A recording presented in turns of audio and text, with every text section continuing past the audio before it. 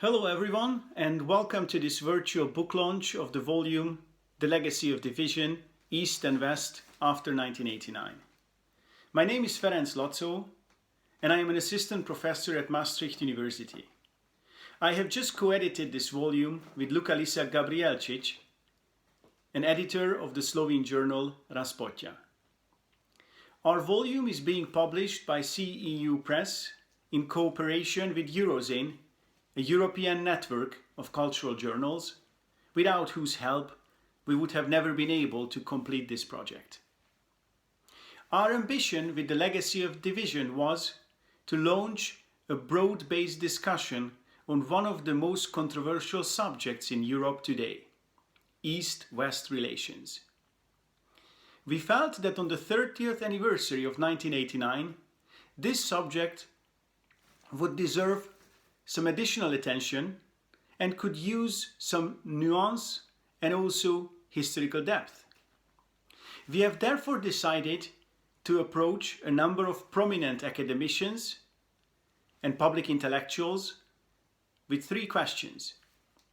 How have the perceptions and misperceptions between the two halves of the continent evolved since 1989? Is there reason to talk of a new East-West divide?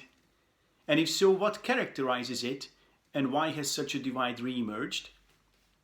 And third, in what ways have the hopes of overcoming the division of the continent actually been fulfilled over the past 3 decades? Having formulated these questions, we have taken care of inviting prominent academicians and public intellectuals who represent different disciplines, belong to different generations, and may also have various national backgrounds. This has enabled us to tackle the questions we were interested in on 4 different scales. There are essays in our volume that address East-West relations in the reunified Germany. Others discuss the fraught relationship between the older and the newer member states of the European Union. Still others broaden the perspective to address the highly controversial relationship between the West and Russia and how that relationship has evolved since the end of the Cold War. Whereas still others bring the discussion to the global level and reflect on the same kind of issues while considering also other key global players such as the US or China. Let me try to summarize just some of the key arguments contained in the volume The Legacy of Division without meaning to be in any way exhaustive. The volume opens with an essay by Dorothy Bole and Bela Grešković, who emphasize the role of misperceptions and mistaken expectations. They argue that after the fall of Soviet regimes, Eastern European countries hoped that their transformation would enable them to join the prosperous, developed core of the global economy.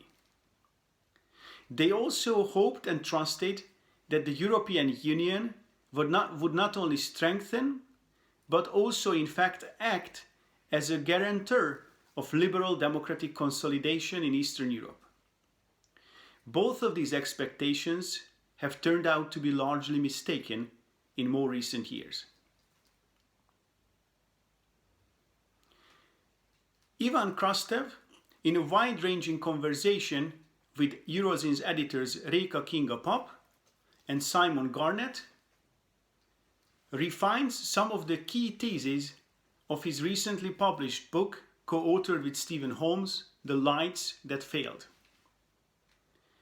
In that book, and in this wide-ranging conversation contained in our volume, Krastev argues that the relationship between East and West that we knew in the days of the Cold War, the competition between two different societal models, was suddenly replaced by a new type of relationship between imitated and the imitators.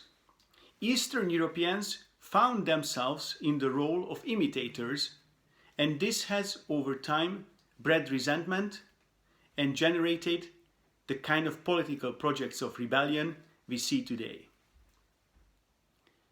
The volume wouldn't be complete without reflections on the legacy of dissent and the lessons that have been drawn from 1989. In an engaging essay, Barbara Falk argues that the lessons of 1989 have in many ways been misconstrued, with grave consequences for global politics.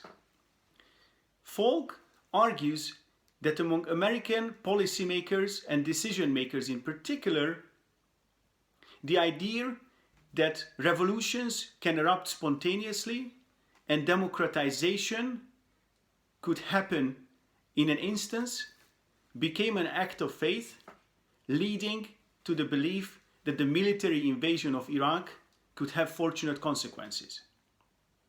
This belief was based on a misunderstanding of what happened in Eastern Europe in 1989, where the revolutions were in no sense spontaneous. In fact, they were the result of long-term learning processes and depended on high levels of social trust among the participants. Beyond these essays, our volume also tries to provide conceptual reflections and tries to embed the discussion in conceptual history. You may say that the concept of Eastern Europe is no longer as relevant as it was during the Cold War. You may also say that the project of the West, as it was understood during the Cold War, has also declined since. One of the most interesting and most controversial trends of recent years may be called the trend of Easternization. After decades of Westernization, what we see today is that Eastern European countries may exert a new type of impact on the West, and this often takes the form of the spread of illiberal ideas. Beyond all these contributions, we also have a number of essays discussing questions of migration, gender-related inequalities and injustices, and some of our authors have contributed fascinating reflections on their autobiographies in connection with the key questions we were interested in. With all these essays in the volume The Legacy of Division, we hope to be able to add new insights to this controversial subject. And we would also very much like to emphasize that this remains an open-ended discussion. If you read our essays and if you respond to them, you may become part of the very same discussion, which is something we would very much like to encourage and would greatly welcome.